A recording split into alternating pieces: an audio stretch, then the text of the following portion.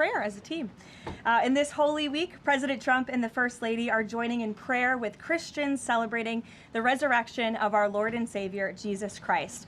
On Wednesday, the president will host an Easter lunch in the East Room with faith leaders across the country to celebrate Holy Week. With respect to the ongoing major combat operations in Iran, Operation Epic Fury is moving ahead successfully and according to plan. With each passing day, the United States military is increasing its advantage over the terrorist Iranian regime. More than 11,000 enemy targets have been struck to date, each strike further crippling the regime's offensive and defensive capabilities and creating more leverage for the United States and our allies. Compared to the start of the operation, Iran's ballistic missile and drone attacks are down by roughly 90%. The United States is also decimating the Iranian regime's navy. We have destroyed more than 150 of their naval vessels so far, including 92% of their largest vessels. The Iranian Navy has no vessels operating in major regional waterways and no ability to project naval power, which is why they've been assessed as combat ineffective. Our military continues to obliterate Iran's defense industrial base, with nearly 70% of their missile, drone, and naval production facilities and shipyards damaged or destroyed thus far, significantly reducing their ability to pose future threats in the region.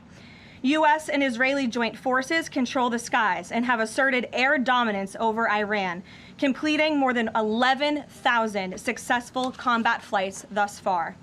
The trend remains clear. The United States is conducting more intense, targeted strikes with devastating combat power with each passing day to destroy the threat posed by the Iranian terrorist regime, as President Trump sought out to do a month ago.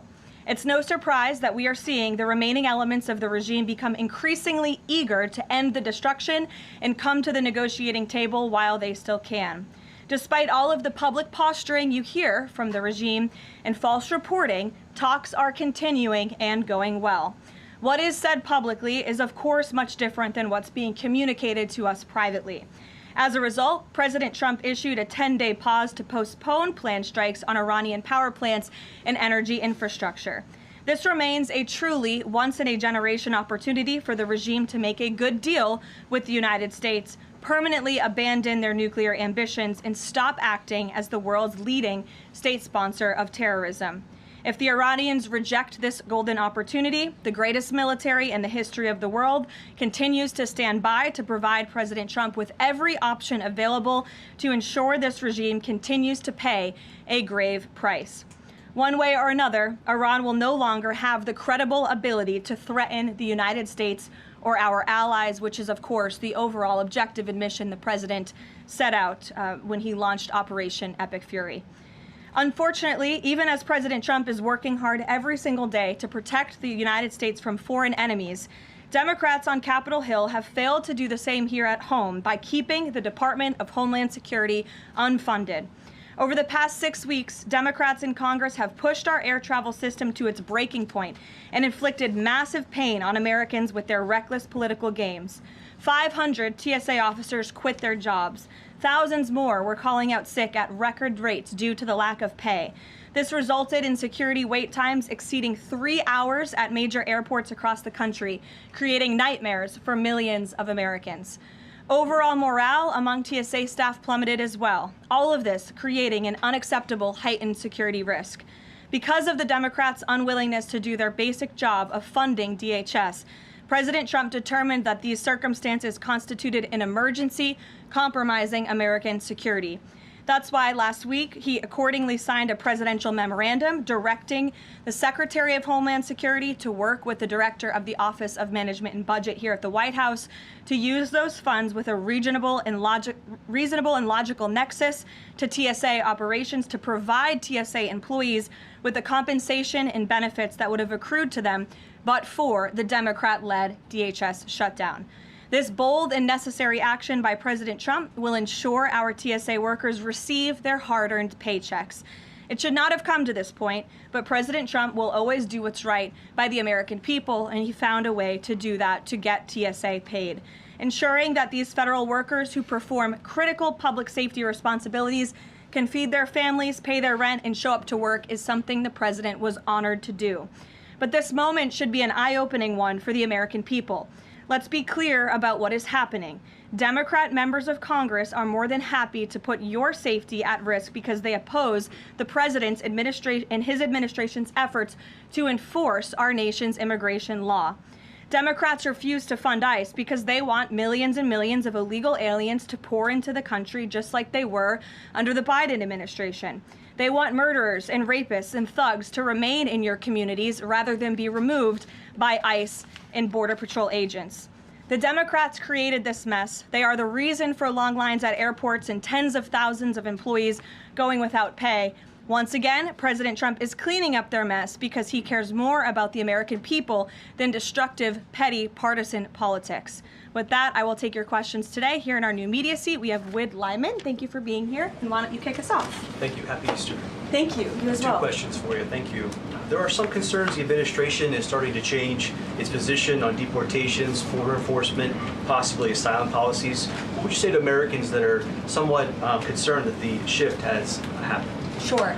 Well, while there has, of course, been a change in leadership at the Department of Homeland Security with former Senator, now Secretary Mullen, joining the president's cabinet, I can assure the American people there has not been a change in policy. It has always been the policy of this president and this administration to deport the worst of the worst illegal alien criminals from our communities. That's something I know Secretary Mullen remains wholeheartedly committed to doing.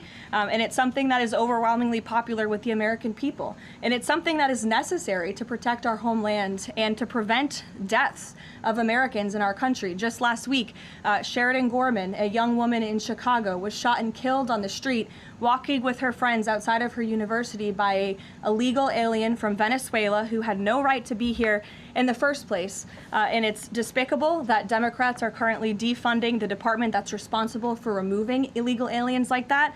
And I would also add it's despicable that the lack of coverage of this young woman's case, of her life, and the way that it was tragically cut short.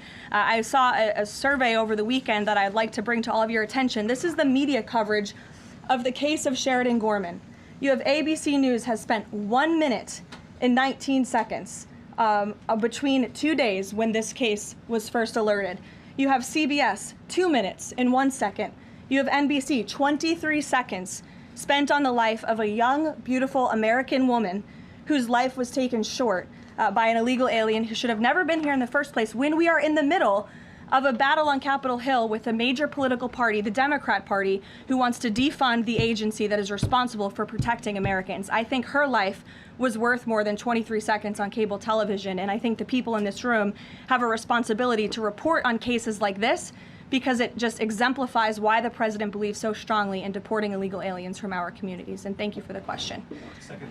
Dasha, go ahead. Caroline, I have 2 questions, one on Iran and one on DHS funding. On Iran, the president has said that the administration is talking to a new and more reasonable regime. How confident are you that they are legitimate and have enough grip on power? Marco Rubio said earlier that he's not sure and it's not clear whether they will be in power. So are you also talking to other factions? As the president is trying to make a deal, how do you ensure that you're making a deal with the people who can actually implement it? Well, that's part of the ongoing process that's taking place and the ongoing negotiations. Of course, anything that they say to us privately will be tested, and we will ensure that they are being held accountable to their word. And if they are not, the president has laid out the military consequences that the Iranian regime will see if they don't hold true to the words that we are hearing privately behind the scenes. When the president says more reasonable, again, these folks are appearing more reasonable behind the scenes privately in these conversations than perhaps some of the previous leaders who are now no longer on planet Earth because they lied to the United States and they strung us along in negotiations, and that was unacceptable to the president, which is why many of the previous leaders were killed. So again, this is another historic opportunity for Iran to do the right thing, to rid themselves of their nuclear ambitions, and to come to a deal with this president and the administration. Or again, they will see the grave consequences of the United States Armed Forces, which they are continuing to see every day throughout this operation. On DHS, how long can the administration keep paying TSA without action from Congress? And not to be hyperbolic, but given the airports were really the pain point that was pushing both sides to talk to each other, mean, do you see a way for DHS to reopen? Is it possible that this keeps going through the midterms? Well, we certainly hope so. I mean, of course, the president just can't keep signing presidential memorandums and proclamations every time Congress fails to do its job, and every time Democrats are holding our entire country hostage, picking and choosing which programs and agencies they want to fund just because they don't like this administration's policies. That's not how it's supposed to work. They voted 7 times against funding DHS over partisan and political reasons. And so, again, the president has stepped in to do the right thing at this moment in time, but the president is also encouraging Congress to come back to Washington to permanently fix this problem and to fund and reopen the Department of Homeland Security entirely. Caroline. Stephen. Thank you, Caroline. 2 questions, one on TSA, one on Iran. On TSA, for ordinary Americans watching the briefing, how long until everything goes back to normal at airports after the president's action? And then on Iran, on the time frame, President Trump initially said about 4 weeks. Secretary of State Rubio on Friday reportedly said it might be another 2 to 4. Is 2 to 4 the current ballpark that the administration is thinking? With respect to the timeline, again, the President, Commander-in-Chief, the Pentagon has always stated 4 to 6 weeks estimated timeline for Operation Epic Fury. We're on day 30 today. So again, you do the math on how much longer the Pentagon needs to fully achieve the objectives of Operation Epic Fury, which I will reiterate: destroy the Iranian Navy, destroy their ballistic missiles, dismantle their missile and drone production infrastructure, significantly weaken their proxies throughout the course of this operation, and then, of course, preventing Iran from ever obtaining a nuclear weapon. To your first question, Stephen, about TSA and airports, nothing will be truly normal again until Democrats do the right thing to fund this agency fully. Again, the president has stepped in the meantime to do what's right to end this crisis that we've had at air travel and at airports across the country in the meantime. But again, Congress needs to come back. Democrats need to fund the Department of Homeland Security so we can formally and fully get these great employees paid long into the future. Caroline. Jonathan. Thanks a lot, Caroline. 2 questions regarding the financial costs of the war. Back during the Persian Gulf War, 1990, 1991, Arab countries paid for the vast majority of the cost of the war. Kuwait, Saudi Arabia, the UAE. Who's paying for the cost of this war? Will those Arab countries step up to do just that? Well, I think it's something the president would be quite interested in calling them to do. I won't get ahead of him on that, but certainly it's an idea that I know that he has and something that I think you'll hear more from him on. And then secondly, the cost of diesel is averaging at $5.38 a gallon right now. What's the message from the Trump administration to truck drivers who are dealing with those high fuel costs right now? Again, we understand, we hear you, we see you. We are fully tracking this short-term fluctuation in oil and in diesel prices. And that's why the president and the administration have continually announced robust actions to provide stability in the global energy market. As you know, political risk insurance, one of those actions, allowing countries to purchase sanctioned oil just to increase the supply. In the meantime, we've worked to release 400 billion barrels of oil and refined products as well. We issued the 60-day Jones Act waiver. All of this has, with the goal of increasing supply to create stabilization in the market in the meantime. But the overall message, as we've repeatedly stated, is, again, these are short-term actions and short-term price fluctuations for the long-term benefit of ending the threat that Iran poses to the United States of America, our troops, and our allies in the region, and ensuring that this regime can no longer control the world's free flow of energy through the Strait of Hormuz, which is something the administration continues to tackle day by day as well. Jennifer. Just 2 questions. Which Jennifer? I'll go to both of them. Go ahead. So 2 questions, one on China and one on Iran. On China, ahead of the president's trip to Beijing, will there be a working level meeting with Secretary Bessent, Jameson Greer, et cetera, and when will that be? I do expect cabinet officials to travel to China ahead of time. I don't have a readout on their schedules for you, but this is something we typically do with international travel, as you know. So I'll talk to the Treasury Department and the cabinet myself, and we'll get you that answer. But we do expect them to move ahead of time. Okay, and thank you. And on Iran, if Iran is kind of cherry picking what tankers get to go through the strait now and contemplating big tolls on those tankers. Is that consistent, or how is that consistent really with the president's message about really wanting the strait to be fully open? Does the administration support a regime or system where Iran is effectively charging tolls on these vessels to access? That's not something we support, and I would reject that they are cherry picking. In fact, as you know, these tankers that are moving through, the 10 that were previously announced and now the new 20, the announcement of 20 additional tankers, which we expect to see over the coming days, are a result of the direct and indirect talks that are taking place between the United States and Iran. So you wouldn't have seen those tankers if not for the president's diplomacy and his team engaging on this matter, which we expect that compliance moving forward. And it's, again, something that we're working on very closely. Sure. And behind the tank in the back right there, you put up your hand very excitingly. Go ahead. Hannah from News Nation. Thank you. Thanks for taking my question. I have two for you real quick. There are reports that Republicans are weighing cuts to health care in order to make way for that $200 billion for the Pentagon and Operation Epic Fury. Is that a trade-off that President Trump supports? I've seen these reports. I haven't spoken to the president about it, nor have I heard this being discussed in any high-level meetings here at the White House. I don't want to weigh in definitively because I just haven't heard that being discussed here in the West Wing. And then secondly, I know President Trump says we're ahead of schedule in achieving his military objectives in Iran. He laid out that 4 to 6 week timetable for this conflict, and we're now within week 5. So how do you square kind of those two? Well, 4 to 6 weeks estimated timeline. Again, you just said we're on day 30 of the operation. I just provided you with some of the updates from the Pentagon directly in achieving the objectives, and the military has been enormously successful. I think we should all be very proud of our armed forces for what they have done over the past 30 days. The mission will continue until the objectives are achieved, and that 4 to 6 week timeline does remain right now. I don't have any updates for you on that. Yeah, like others, one on TSA, one on Iran.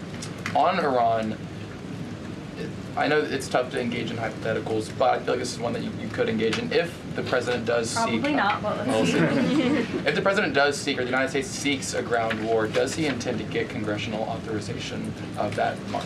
Look, the president has been asked about boots on the ground or alleged ground operations various times. He's obviously declined to rule them out. It's the Pentagon's job to provide maximum optionality to the president. It does not mean he's made a decision, nor would he ever notify the media of such decision as not to tip off our enemy. With respect to abiding by Congress and the rule of law, that's something the administration will, of course, always do.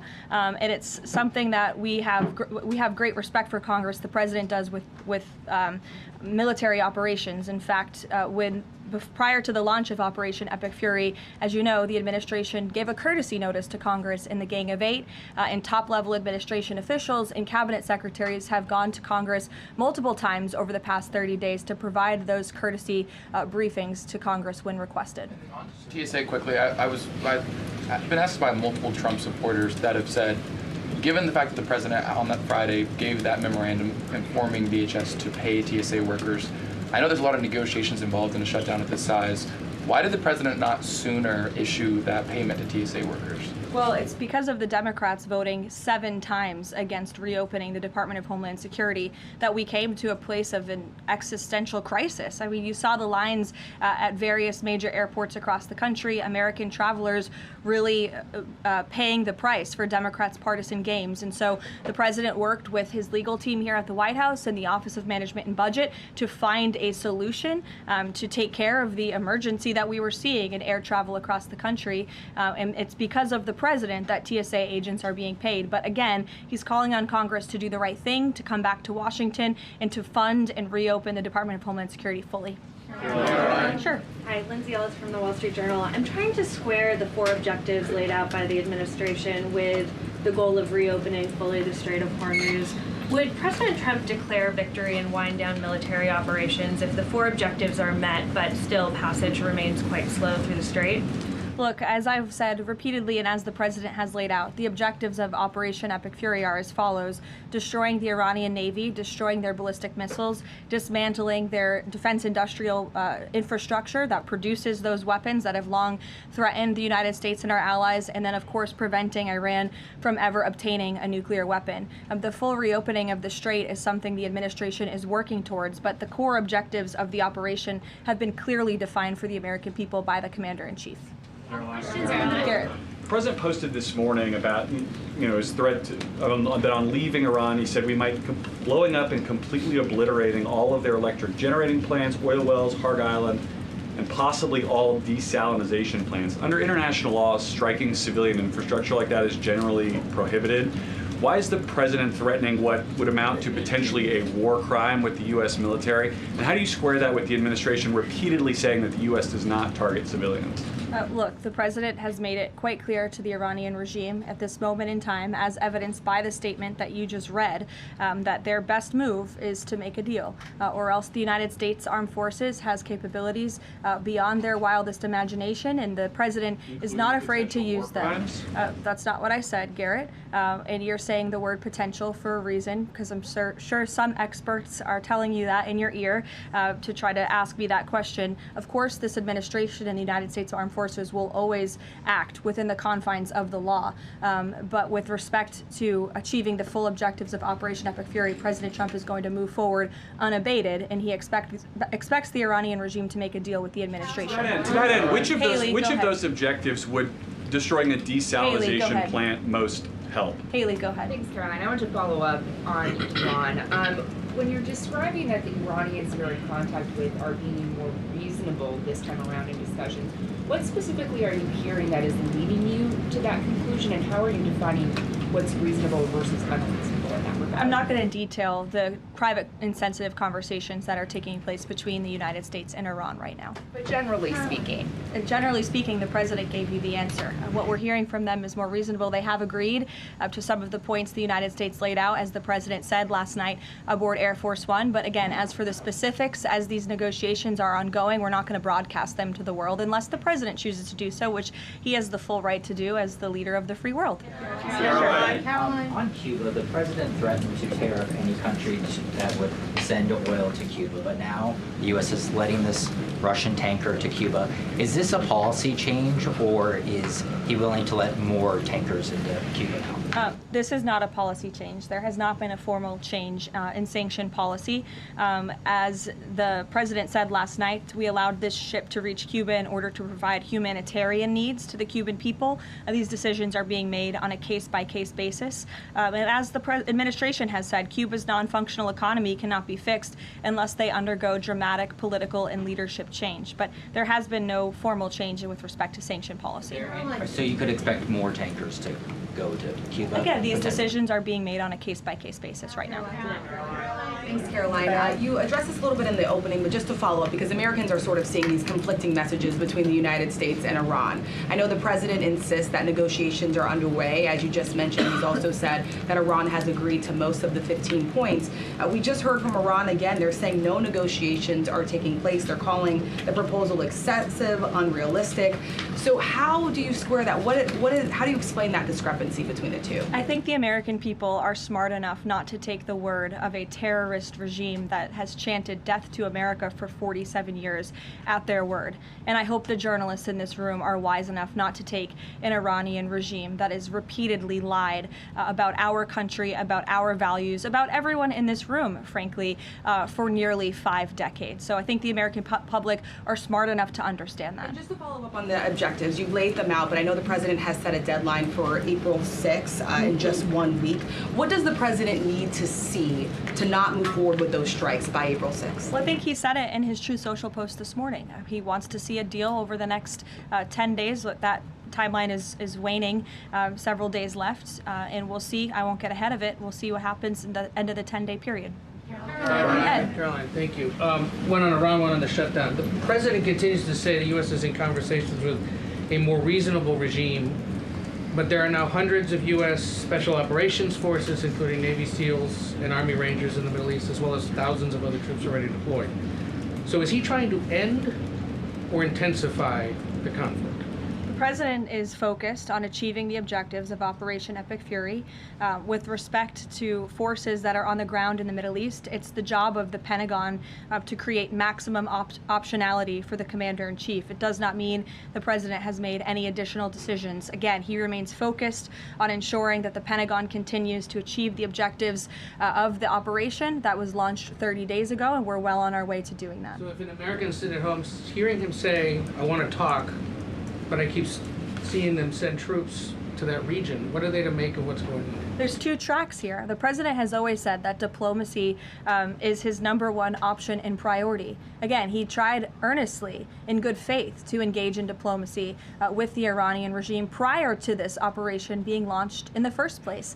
He wanted to strike a deal, and he sent his top negotiators to do so. They spent extensive amount of time and effort trying to strike a deal, and unfortunately, the previous regime, again, many of those leaders no longer with us here on Earth because they faced the consequences of the United States military. So if there's ever a chance for a deal, again, the president is open to listening, but it does not deter him from focusing on the military objectives that he set out 30 days ago and that our military is continuing to achieve day by day. On the shutdown, he signed the national emergency order last Thursday, making sure TSA officers will be paid. There's still other civilian DHS employees, however, who are not being paid. Yes. Will he sign something similar to ensure they also get paid? Look, the president will always look into ways that we can make sure that the American people are being taken care of and doing what's right by the American people. But again, it's ridiculous that the president even has to go to the length of working with the legal team and the Office of Management and Budget to identify these funds. It is the job of Congress to fund these agencies. And Democrats in Congress have voted 7 times against funding the Department of Homeland Security. Congress should come back and they should get it done. The president, again, made the decision to prevent this existential crisis we were seeing at our nation's airports across the country that was only going to get worse, and that's why he wants Congress to do his job. Thank you, Karoline. Since you mentioned... I'll go to you as well. Okay, you're welcome. Since you mentioned Easter and prayers, I wanted to ask you about something the Pope said yesterday. So Pope Leo said yesterday, and I quote him, "God does not listen to the prayer of those who wage war." Can you comment on that? I think our nation was a nation founded 250 years ago almost on Judeo-Christian values, and we've seen presidents, we've seen the leaders of the Department of War, and we've seen our troops go to prayer during the most turbulent times in our nation's history. And I don't think there's anything wrong with our military leaders or with the president calling on the American people to pray for our service members and those who are serving our country overseas. In fact, I think it's a very noble thing to do. And if you talk to many service members, they will tell you they appreciate the prayers and support from the Commander-in-Chief and from his cabinet. Karoline, thank you. President Trump told the New York Post that a response is coming shortly to Tehran attacking Israel's largest oil refinery. Is there a timeline on that? Is that tied to the success or not of the negotiations? I don't have any updates for you on the president's comments. Still consider the IRGC in control of Iran? Well, look, as Secretary Rubio said today, the leadership is very fragmented. We have really neutered their intercommunication systems, and that's part of this process of diplomacy to continue figuring out exactly who's in charge. I know they appointed a new Ayatollah, haven't seen or heard much from him, and so that's part of this diplomatic process that's underway right now. I'll take a few more. Solon. Thank you.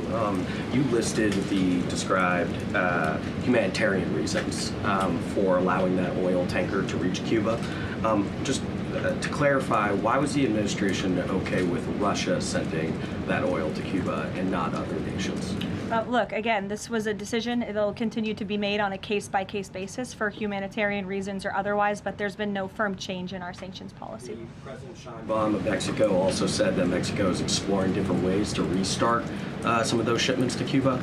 Is the administration okay with that at this time? Again, there's been no change in our sanction policy. We still reserve the right to seize vessels if it's legally applicable that are headed towards Cuba and that violate the United States sanction policy. But of course, the president and the administration also reserve the right to waive those seizures on a case-by-case basis. And to clarify, just any more Russian oil tankers going to be allowed to reach Cuba at this time? Again, I know you say case-by-case, but for the case of Russia, is it pretty much green light right now? No, that's not what I said. It's a case-by-case basis.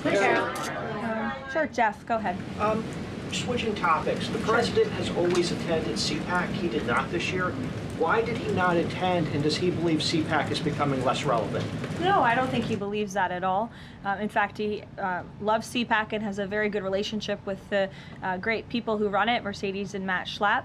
It was just simply for scheduling purposes this year, with it being in Texas. It was best for the president's schedule and what he has on his plate right now not to go.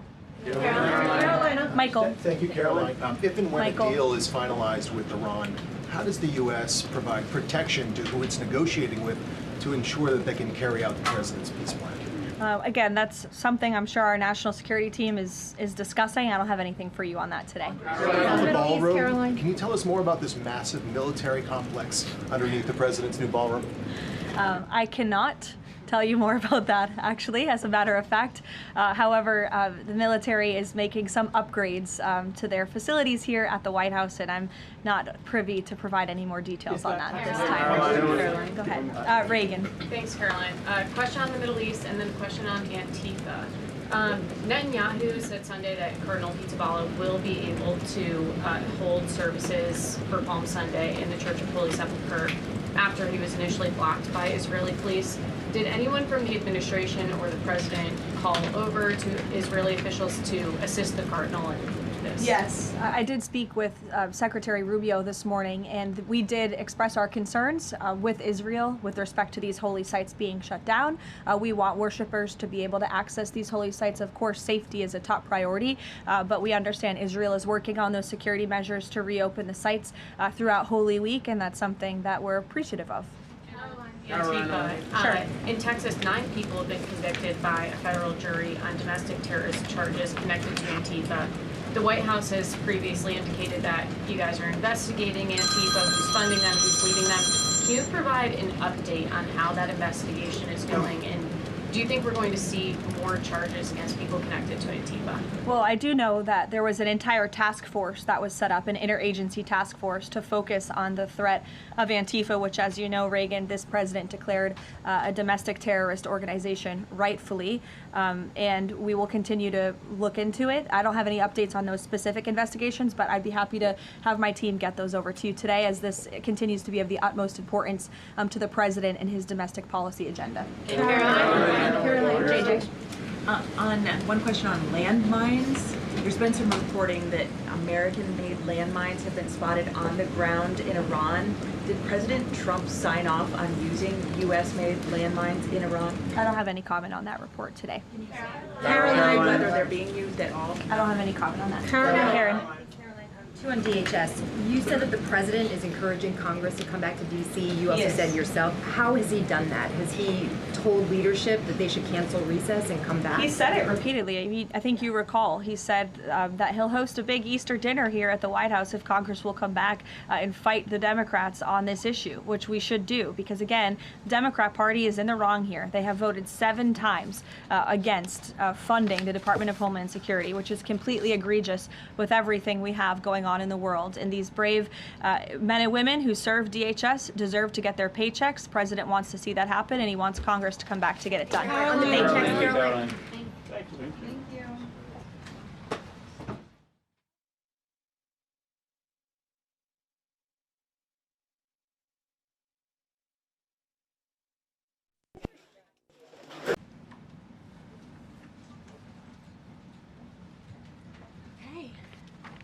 Good afternoon, everyone.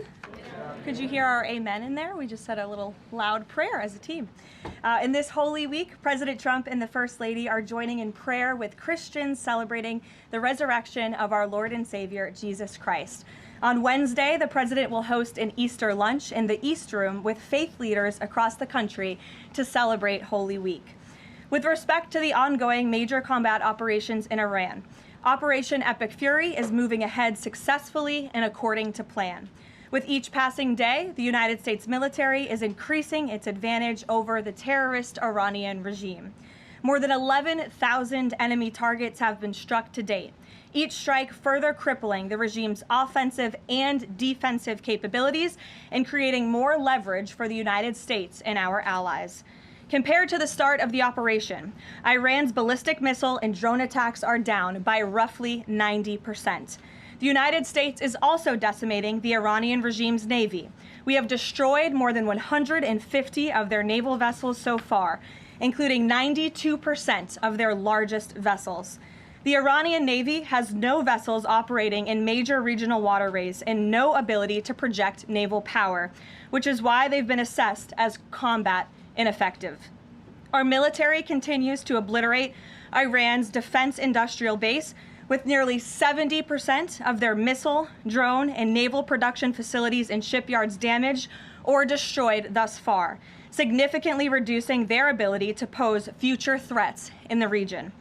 U.S. and Israeli joint forces control the skies and have asserted air dominance over Iran, completing more than 11,000 successful combat flights thus far. The trend remains clear. The United States is conducting more intense, targeted strikes with devastating combat power with each passing day to destroy the threat posed by the Iranian terrorist regime, as President Trump sought out to do a month ago. It's no surprise that we are seeing the remaining elements of the regime become increasingly eager to end the destruction and come to the negotiating table while they still can. Despite all of the public posturing you hear from the regime and false reporting, talks are continuing and going well. What is said publicly is, of course, much different than what's being communicated to us privately. As a result, President Trump issued a 10-day pause to postpone planned strikes on Iranian power plants and energy infrastructure. This remains a truly once-in-a-generation opportunity for the regime to make a good deal with the United States, permanently abandon their nuclear ambitions, and stop acting as the world's leading state sponsor of terrorism. If the Iranians reject this golden opportunity, the greatest military in the history of the world continues to stand by to provide President Trump with every option available to ensure this regime continues to pay a grave price. One way or another, Iran will no longer have the credible ability to threaten the United States or our allies, which is, of course, the overall objective and mission the president set out when he launched Operation Epic Fury. Unfortunately, even as President Trump is working hard every single day to protect the United States from foreign enemies, Democrats on Capitol Hill have failed to do the same here at home by keeping the Department of Homeland Security unfunded. Over the past 6 weeks, Democrats in Congress have pushed our air travel system to its breaking point and inflicted massive pain on Americans with their reckless political games. 500 TSA officers quit their jobs. Thousands more were calling out sick at record rates due to the lack of pay. This resulted in security wait times exceeding 3 hours at major airports across the country, creating nightmares for millions of Americans. Overall morale among TSA staff plummeted as well, all of this creating an unacceptable heightened security risk. Because of the Democrats' unwillingness to do their basic job of funding DHS, President Trump determined that these circumstances constituted an emergency, compromising American security. That's why last week he accordingly signed a presidential memorandum directing the Secretary of Homeland Security to work with the Director of the Office of Management and Budget here at the White House to use those funds with a reasonable and logical nexus to TSA operations to provide TSA employees with the compensation and benefits that would have accrued to them but for the Democrat-led DHS.